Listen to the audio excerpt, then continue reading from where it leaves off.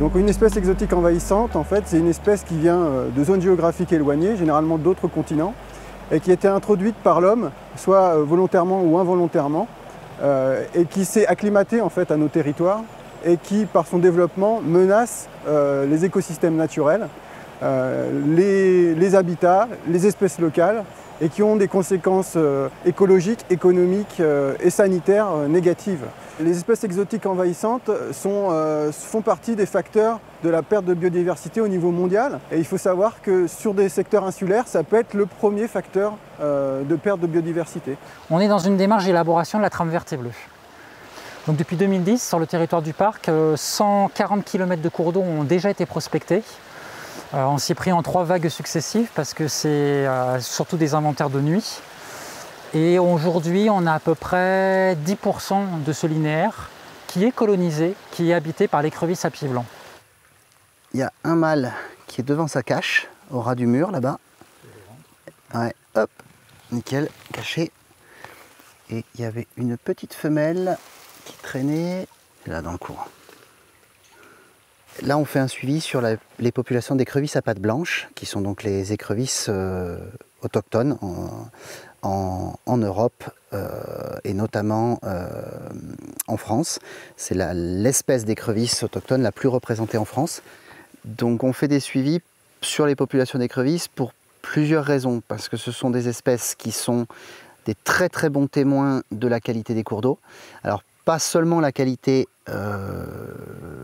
chimique, ou au sens risque de pollution, mais aussi et surtout au sens de la qualité morphologique du cours d'eau, c'est-à-dire vraiment le fond du cours d'eau, l'équilibre entre les sédiments, c'est-à-dire les différentes granulométries de gravier ou de pierres que l'on peut retrouver au fond du cours d'eau, et la bonne santé du cours d'eau au niveau, on appelle ça hydromorphologique. Donc là, pour reconnaître une écrevisse à pattes blanches, plusieurs critères.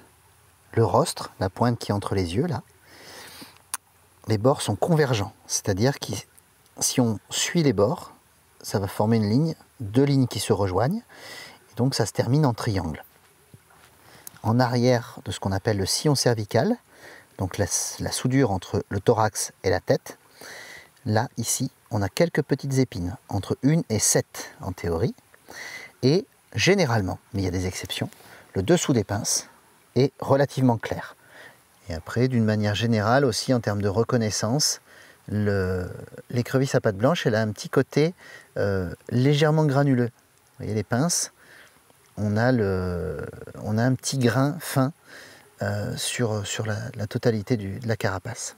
L'écrevisse à pattes blanches a cette particularité-là, c'est qu'elle ne va pas attaquer de poissons vivants.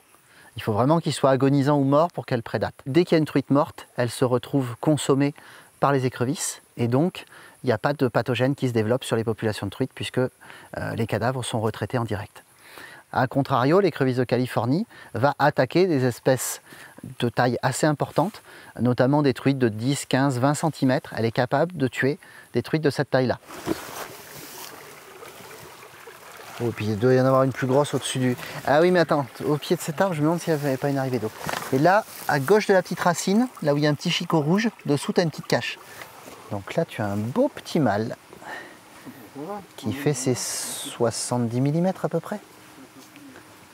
Donc là, typiquement, il est à la recherche d'aliments, de nourriture sous les cailloux. Là. On a un gros problème avec l'arrivée des espèces d'écrevisses exotiques, notamment toutes les écrevisses d'origine américaine, et tout particulièrement l'écrevisse de Californie. Donc toutes ces écrevisses d'origine américaine sont potentiellement porteuses saines d'une maladie qu'on appelle la peste d'écrevisse, qui est une maladie létale à 100% pour l'écrevisse à pattes blanches. C'est-à-dire que si le pathogène arrive sur un site où il y a de l'écrevisse à pattes blanches, dans les semaines qui suivent, il n'y a plus aucune écrevisse à pattes blanches sur le ruisseau. Lorsque l'on fait des inventaires sur les écrevisses, donc on va désinfecter systématiquement tout le matériel qui est au contact de l'eau pour éviter de transmettre ce pathogène. Si la population d'écrevisses exotiques n'est pas porteuse de la peste d'écrevisse, il y aura éradication de l'écrevisse à pattes blanches par prédation et par occupation de la niche écologique à une vitesse variable en fonction des milieux, mais aujourd'hui, aucune coexistence des deux espèces n'a été observée pendant plus de 10 ans. Suite à 3 campagnes d'inventaire distantes de 3 ans, donc 2010, 2013, 2016, pour le PNR du Verdon, où on a donc inventorié un certain nombre de kilomètres de cours d'eau à la recherche d'écrevisses, entre 25 et 75 km à chaque campagne. On a pu observer un certain nombre de populations d'écrevisses à pattes blanches, certaines qui se portaient très mal, certaines qui se portaient un petit peu mieux, tout particulièrement sur un affluent du lac d'Esparon, où les écrevisses américaines présentes dans le lac, qui sont porteuses saines de la peste de l'écrevisse, sont en train de remonter sur cet affluent. Donc pour éviter cette remontée à la fois des écrevisses américaines et de leurs pathogènes, donc la peste de l'écrevisse, on a mis en œuvre sur ce ruisseau un aménagement de seuil en tôle inox, donc qui permet en fait de faire un cul-de-sac de manière à éviter que les écrevisses, lorsqu'elles remontent le courant, dans l'axe du courant, vont se retrouver acculées au fond, au niveau de la cascade. Et là, elles ont l'impossibilité de remonter. Elles ne peuvent pas franchir, que ce soit ici, que ce soit là. Toute la cascade est formée en cul-de-sac. Et on a pris la précaution de réaliser un V au milieu de l'ouvrage, à la fois pour concentrer les écoulements pour l'érosion et pour aussi que si les truites veulent remonter, elles aient un endroit où la lame d'eau est un petit peu plus importante, donc pour qu'elles puissent filer à l'amont. Donc ce seuil-là, en fait, c'est le premier sur le cours d'eau et on en a un deuxième à peu près 150 mètres au-dessus pour faire contre-barrage, pour qu'il y ait 2 barrages avérés. Donc celui-là, il est un petit peu plus dans la campagne, donc elles peuvent éventuellement contourner, mais le deuxième va vraiment fermer les choses, de manière à vraiment éviter la remontée de ces espèces exotiques. Dans le cadre de la trame verte et bleue, le Parc naturel régional du Verdon met en œuvre des travaux d'entretien sur le colostre, où des travaux sont prévus justement pour éradiquer les espèces invasives. Donc là, ce qui est envisagé, c'est un arrachage des robiniers faux acacias à l'aide d'une mini-pelle.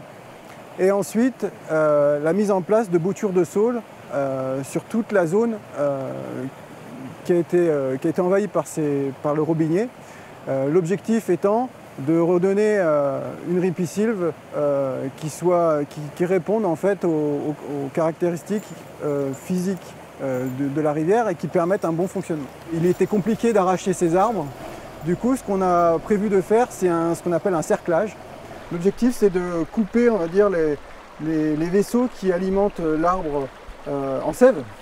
Et on a laissé quand même une petite languette de à peu près 10 cm. L'objectif, c'est de ne pas le tuer tout de suite, parce qu'en fait, il risque de rejeter au niveau du pied.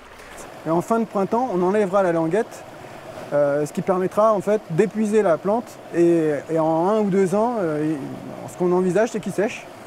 Et ensuite, le couper au pied et implanter des espèces locales.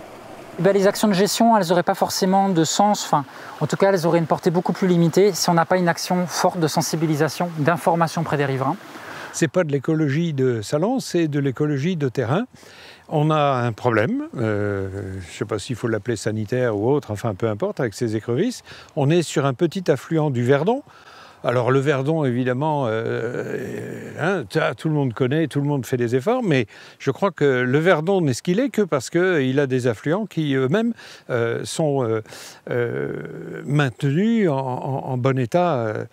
Et on en parlait tout à l'heure, je crois que vis-à-vis de la population, surtout les riverains, de leur expliquer le pourquoi de la chose. Eux-mêmes devenant vraisemblablement alors des défenseurs et ne serait-ce que pour expliquer aux gens aussi. Parce que j'avoue que moi-même, il y a 1 an de ça, l'écrevisse, pour moi, il y a eu des écrevisses, point final. Donc, non, il y en a de plusieurs sortes et on a ce problème de contagion là. Il faut essayer d'avertir les habitants, les élus, aussi les services techniques des communes, parce que en fait, c'est eux aussi qui mettent en place des massifs, par exemple. Donc il est important de leur expliquer ce qu'on peut implanter, ce qu'il ne faut surtout pas implanter, parce qu'il y a un fort risque d'envahissement de ces espèces.